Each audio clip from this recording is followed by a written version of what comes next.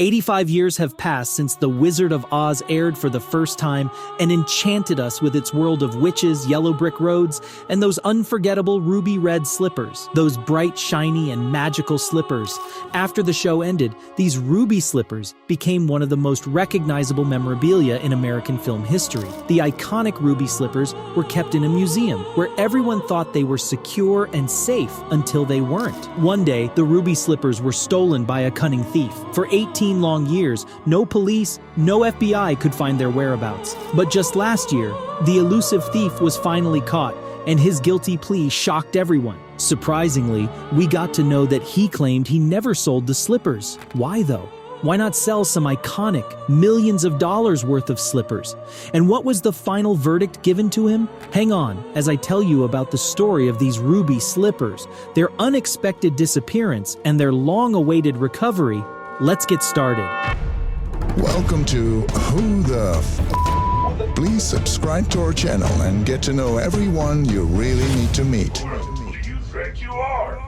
Dorothy's ruby slippers from The Wizard of Oz were crafted by MGM's chief costume designer, Gilbert Adrian. He created 5 to 10 pairs for Judy Garland, but only 4 are sure to still be around. One pair that is officially called the People's Shoes is proudly displayed at the Smithsonian in Washington, D.C., while another graced the now-defunct Great Movie Ride at Walt Disney World. Another pair was owned by memorabilia collector Michael Shaw. These were all safe in their original locations. But then in 2005, the Judy Garland Museum in Grand Rapids, Minnesota, decided to display a pair of these ruby slippers. This small town was the hometown of Judy Garland, so they wanted to celebrate the Wizard of Oz festival in the perfect way by displaying her ruby slippers along with other props. They loaned a pair of slippers from Michael Shaw and called them the traveling pair. The museum proudly displayed the slippers for the festival.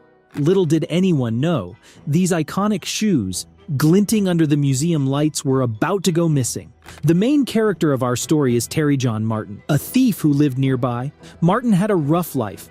He grew up in Hibbing with a tough childhood and moved to Minneapolis when he was just 16. By 19, he was in prison for his first major crime. Life wasn't easy for him, and it was mainly his own fault. The saddest phase in his life came when he lost his twin babies in a car crash. That kind of thing changes a person. He was in and out of jail, and then finally, in '96, he quit all his bad habits and decided to turn his life around in Grand Rapids. Just when things were looking up, he got this call from an old friend. His friend was also a thief, and he tipped him about, yes, you guessed it right, the ruby slippers. He told Martin to steal the ruby slippers from the museum. Martin was clueless about these slippers. Never seen The Wizard of Oz, had no idea they were worth millions. But he decided to go for it. It's insane when you think about it. These shoes were insured for $1 million, but their real value was a whopping $3.5 million. A price that could change Martin's life. So Martin took on this crazy heist. It was August 27th, 2005, when Martin decided to break into the museum. He waited until night fell, the kind of night perfect for a heist. He headed to the Judy Garland Museum and picked the back door, the quiet way in. No fuss, no noise. And there they are, the ruby slippers just sitting in their plexiglass case, almost like they were waiting for him. Why weren't these priceless shoes locked up in a vault? Well, the memorabilia collector, Shaw, who loaned them, didn't want too many hands on them, thought it was safer to keep them in the display. He figured the museum's security was enough. Little did he know, a rusty thief like Martin was about to prove him wrong. Martin broke the plexiglass case, grabbed the slippers, and just like that, left the museum. The crazy part? Not a single alarm went off. He left no fingerprints behind. Martin might be a little rusty, but he was still good at this. However, in his haste, Martin dropped a single red sequin from a slipper. Seems small, but that tiny sequin started an 18-year mystery. On one side, there was panic. Those slippers were Hollywood history, irreplaceable. On the other side, there was Martin, holding on to something way more valuable than he ever imagined.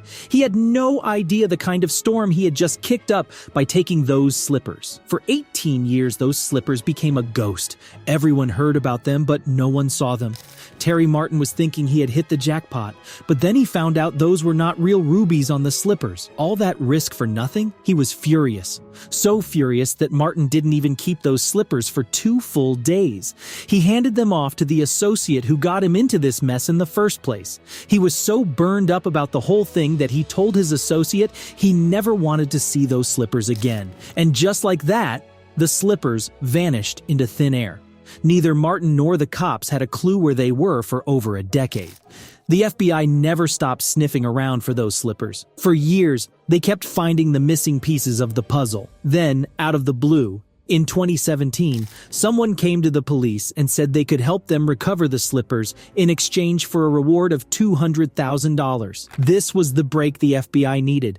They set up a sting operation, a real cloak and dagger deal. And guess what? It worked. In 2018, after a year of playing cat and mouse, the FBI swooped in and found the slippers in Minneapolis. The FBI did not reveal any further details on how they actually cracked the case. Next, they took these legendary shoes to the Smithsonian Museum of American History in Washington, D.C. The museum already has its own pair of those slippers, which have been on display since '79. But now, they had to check if these newly found ones were even real. After meticulous observation, they declared that yes, those were indeed the same slippers lost 18 years ago, but the FBI was not done yet. They wanted to know who pulled off this caper. Who had the guts to swipe these Hollywood treasures? So they start digging, trying to track the elusive chain of keepers who had these slippers for the past years. The investigators zeroed in on Terry Martin using phone records, which pointed towards his involvement in the theft. But they needed more, something solid. They found their leverage in Martin's wife's immigration status. It was the pressure point that cracked open the door to a home search, and that's when the inevitable happened. They got Martin to confess.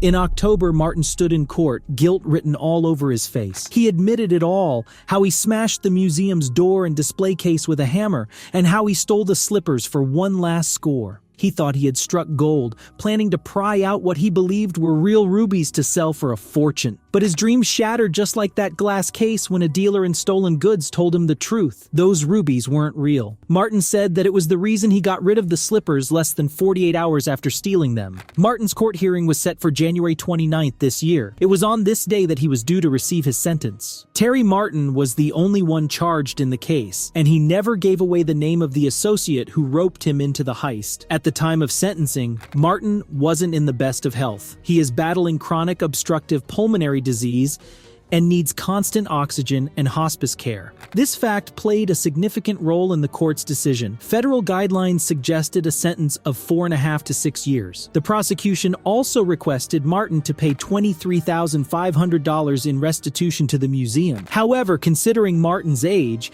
76, and his deteriorating health, his attorney Dane DeCray highlighted these as key reasons for a lighter sentence. Then, on the 29th of January, the verdict was announced. Martin was ready to face the consequences, but he was spared prison time. His legal team had negotiated a plea deal for time served, arguing against custodial sentencing. In the courtroom, the judge declared the sentence, but Martin showed little reaction. His physical condition made it hard for him to even stand as the session was adjourned, and he chose not to make a statement. With this sentencing, everyone got closure in their own way. The government, the museum, the slipper's rightful owner, and Martin himself. And that's how the 18-year-long mystery was solved. Do you think Martin received a justified sentence? Share your opinions with me in the comments below. Before you go, make sure to like this video and subscribe for more. I will see you in the next video. Goodbye.